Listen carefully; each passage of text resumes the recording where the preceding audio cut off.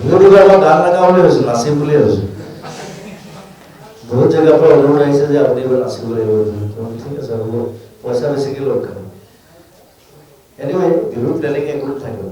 মই ইমান বছৰ বিহু কৰিছোঁ, য'ত য'ত প্ৰগ্ৰেম আছে যাওঁ, আমাৰ প্ৰগ্ৰেম কৰি গানবিলাক বেলেগ বেলেগ গান গাম সলাম।